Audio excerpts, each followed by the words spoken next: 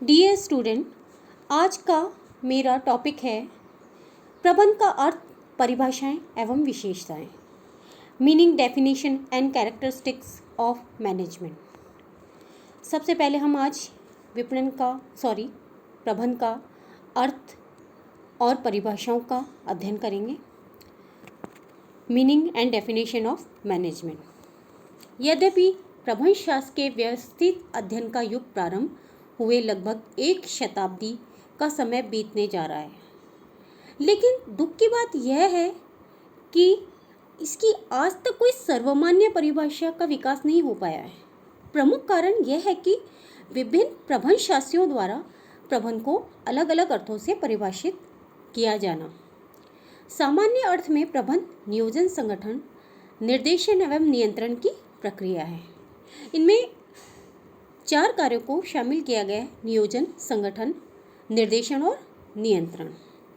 विभिन्न विद्वानों ने प्रबंध को अलग अलग अर्थों में परिभाषित किया है और उनके द्वारा जो दी गई परिभाषा हैं वो इस प्रकार हैं। उनमें सर्वप्रथम आती है मैरी पार्कर फॉलेट की डेफिनेशन। मैरी पार्कर फॉलेट ने कहा है कि प्रबंध दूसरों से कार्य करवाने की कला है, और उसमें उसी तरह की डेफिनेशन प्रोफेसर हैरोल्ड कुंज ने दी है। हैरोल्ड कुंज ने कहा है कि प्रबंध औपचारिक रूप से संगठित समूहों के द्वारा एवं समूह से कार्य करवाने की कला है। क्रीटनर ने कहा है कि प्रबंध परिवर्तनशील वातावरण में दूसरों के साथ तथा दूसरों के से कार्य करवाने की प्रक्रिया है। सीमित संसाधनों का प्रभावी एवं कुशलतापूर्वक उपयोग करना इस प्रक्रिया का आधार है। परिवर्तनशील वातावरण से आशय हमारा है गतिशील वातावरण। प्रबंध का वातावरण भी गतिशील है, जो एक जैसा नहीं रहता है, जिसमें देश काल एवं परिस्थिति के अनुसार परिवर्तन होता रहता है। तो क्रीटनर ने इसमें परिवर्तनशील वातावरण का जिक्र भी किया है, साथ ही दूसरों से कार्य करवाने की बात भी बोली है, तथा साथ ही साथ उन्होंने कहा है कि साधन सीमित हैं और इन सीमित संसाधनों का प्रभावी ढंग से कैसे उपयोग किया जाए कि उनका कुशलतापूर्वक उपयोग हो सके और अधिक लाभ प्राप्त हो सके समाज को और संस्था को। अब हम निष्कर्षतः कह सकते हैं कि प्रबंध परिवर्तनशील वातावरण में किसी संस्था के कार्यों के नियोजन, संगठन, निर्देशन एवं नियंत्रण की तथा संसाधनों के उपयोग की ऐसी प्रक्रिया है जिससे उस संस्था के उद्देश्यों को कुशलतापूर्वक एवं प्रभावी ढंग से पूरा किया जा सकता है। निष्कर्ष रूप में प्रबंध परिवर्तनशील वातावरण में किसी संस्था के कार्यों का नियोजन, संगठन, निर्देशन, नियंत्रण की तथा संसाधनों के उपयोग की ऐसी प्रक्रिया है जिससे संस्था के उद्देश्यों को कुशलतापूर्वक एवं प्रभावी ढंग से पूरा किया जा सकता है। अब आता है प्रबंध की विशेषताएं या प्रकृति, नेचर और कैरेक्टरिस्टिक्स ऑफ मैनेजमेंट। प्रबंध की विशेषताओं या प्रकृति का जो पहला पॉइंट है या फर्स्ट पॉइंट है वह है एक विशिष्ट कार्य। ए डिस्टिंक्ट एक्टिविटी। प्रबंध शब्द का उपयोग विभिन्न अर्थों में किया जाता है, किंतु व्यवस्थित शिक्षण, प्रशिक्षण एवं इसको व्यवहार में अपनाने की दृष्टि से इसे एक विशिष्ट कार्य के रूप में माना जाता है। वस्तुतः यह एक अत्यधिक चुनौतीपूर्ण एवं परिश्रमपूर्ण कार्य है।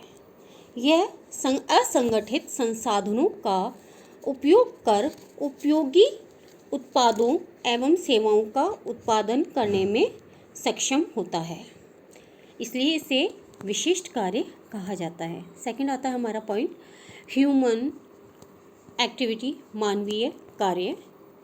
प्रबंध एक मानवीय कार्य है। यह कार्य मनुष्यों द्वारा ही संपन्न किया जाता है और मनुष्यों के लिए ही संपन्न किया जाता है। इसलिए इसे मानवीय कार्य कहा जाता है। प्रबंध कार्य में यंत्रों का उपयोग भले ही बड़ा हो, किंतु ये मनुष्यों का स्थान नहीं ले सकते हैं। अब हमारा तीसरा पॉइंट आता है औपचारिक समूह में संपन्न कार्य। It takes place in formal groups. प्रबंध कार्य औपचारिक समूह में ही संपन्न किया जा सकता है। असंगठित व्यक्तियों के समूह केवल भीड़ होती है जिनका कि प्रबंध नहीं किया जा सकता है। अब आता है हमारा फोर्थ पॉइंट, अन्य व्यक्तियों से कार्य करवाने की कला। An activity for getting things done through other. प्रबंध उन व्यक्तियों से कार्य करवाने का कार्य है, या अन्य व्यक्तियों से कार्य करवाने का कार्य है। प्रबंधक अन्य लोगों से कार्य करवाते हैं और वे स्वयं प्रबंधकीय कार्य जैसे कि नियोजन, संगठन, निर्देशन एवं नियंत्रण का कार्य करते हैं। इसीलिए प्रोफेसर कुंज ने लिखा है कि औपचारिक रूप से संगठित लोगों से कार्य करवाने की कला का नाम ही प्रबंध है। अब आता है हमारा फिफ्थ पॉइंट, उद्देश्यपूर्ण कार्य, पर्पसफुल एक्टिविटी। हम कोई भी कार्य बिना उद्देश्य के नहीं करते हैं। हमारा किसी भी कार्य को करने के पीछे कोई ना कोई मोटिव होता है। तो व्यवसाय जैसी एक्टिविटी निरुद्देश्य कैसे हो सकती है? अतः प्रबंध भी उद्देश्यपूर्ण होता है। प्रबंध कार्य निरुद्देश्य या लक्ष्यहीन नहीं होता है। प्रबंध के पूर्व निर्धारित कुछ उद्देश्य होते हैं। प्रबंध इन उद्देश्यों की पूर्ति के लिए ही मानवीय एवं भौतिक संसाधनों के कुशलतम एवं कारगर प्रयोग के लिए सतत किया जाने वाला कार्य है। अब आता है हमारा 6 पॉइंट, वातावरण मूलक कार्य, एनवायरमेंट ओरिएंटेड एक्टिविटी। वातावरण मूलक कार्य। प्रबंध एक ऐसा कार्य है जो वातावरण मूलक है। दूसरे शब्दों में हम कहें तो प्रबंध का कार्य संस्था के अंदर एवं बाहर के वातावरण से प्रभावित होता है तथा उसे प्रभावित भी करता है। आंतरिक वातावरण में कर्मचारी तथा साधन होते हैं, जबकि बाह्य वातावरण में आर्थिक, सामाजिक, राजनीतिक एवं तकनीकी वातावरण होता है। अब आता है हमारा नेक्स्ट पॉइंट, सृजनात्मक कार्य, क्रिएटिव एक्टिविटी। प्रबंध एक सृजनात्मक कार्य है। यह कार्य मानवीय तथा भौतिक संसाधनों का इस प्रकार उपयोग करता है कि न्यूनतम लागत पर अधिकतम उत्पादन या सफलता प्राप्त की जा सके। नेक्स्ट हमारा पॉइंट है 9 पॉइंट, सार्वभौमिक कार्य, यूनिवर्सल एक्टिविटी। प्रबंध एक सार्वभौमिक कार्य है। यह छोटे बड़े धार्मिक, राजनीतिक, सैनिक, सामाजिक, व्यावसायिक आदि संगठनों में की जाने वाली प्रक्रिया है। 10 पॉइंट आता है हमारा सभी स्तरों पर व्याप्त, परवेसिव एट ऑल लेवल। प्रबंध प्रक्रिया संस्था के सभी स्तरों पर व्याप्त क्रिया है। दूसरे शब्दों में या अन्य शब्दों में हम कहें तो उच्च प्रबंधकों, मध्यम वर्गीय प्रबंधकों तथा पर्यवेक्षीय प्रबंधकों सभी के द्वारा की जाने वाली क्रिया है। नेक्स्ट पॉइंट आता है हमारा अदृश्य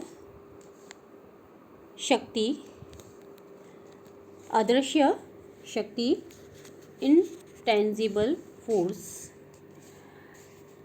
प्रबंध एक अदृश्य शक्ति है जो दिखाई नहीं देती, केवल हम उसको परिणामों के माध्यम से महसूस कर सकते हैं। टेरी ने लिखा है इस संबंध में कि प्रबंध एक अदृश्य शक्ति है। इसे देखा एवं छुआ नहीं जा सकता, किंतु इसके प्रयासों के परिणाम के आधार पर इसकी उपस्थिति का स्वतः अनुमान हो जाता है। अब आता है हमारा 13 पॉइंट, प्रबंध कला एवं विज्ञान का संगम। Management is amalgam of art and science. प्रबंध एक ऐसा कार्य है जो कला के साथ साथ विज्ञान भी है। यह कला है क्योंकि इसमें ज्ञान एवं चातुर्य का उपयोग किया जाता है। दूसरी ओर प्रबंध विज्ञान भी है क्योंकि इसका व्यवस्थित ज्ञान उपलब्ध है जिसमें कारण एवं परिणाम का संबंध पाया जाता है। किंतु निष्कर्ष के रूप में कह सकते हैं कि यह एक कला है जो वैज्ञानिक आधार पर बनाए गए सिद्धांतों को अपनाती है। अतः यह कला एवं विज्ञान का संगम है। अब आता है हमारा 14 पॉइंट समन्वय प्रबंध का सार। Coordination is the essence of management. Coordination is the essence of management. प्रबंध के अध्ययन एवं व्यवहार के लिए यह स्पष्ट रूप से समझ लेना चाहिए कि समन्वय प्रबंध का सार का कार्य समन्वय प्रबंध का कार्य नहीं है बल्कि प्रबंध का सार है। It is not a function but essence of management. प्रबंध संस्था के मानवीय प्रयासों एवं भौतिक संसाधनों के समन्वय की प्रक्रिया है ताकि संस्था के उद्देश्यों, इससे संबंधित सभी वर्गों की अपेक्षाओं को दक्षतापूर्वक एवं कारगर तरीके से पूर्ण किया जा सके। अब आता है हमारा नेक्स्ट पॉइंट, प्रबंध पेशा बन रहा है। Management is becoming a profession. प्रबंध पेशा बनता जा रहा है, पेशे का रूप लेता जा रहा है क्योंकि इसमें पेशे की सभी विशेषताएं विकसित की होती हैं। इनमें व्यवस्थित ज्ञान का भंडार हो गया है जिनमें कई प्रबंध के सिद्धांत, अवधारणाएं, विचारधाराएं सम्मिलित हैं। इस ज्ञान के अध्ययन एवं अध्यापन की उचित व्यवस्था भी आज उपलब्ध है, इसीलिए इसे एक पेशा बोला गया है या पेशे के रूप में स्वीकार किया जा रहा है। धन्यवाद। अगले वीडियो के साथ हम पुनः आपसे मिलेंगे। तब तक आप अपना ध्यान रखें, स्वस्थ रहें, सुरक्षित रहें और मास्क पहनें।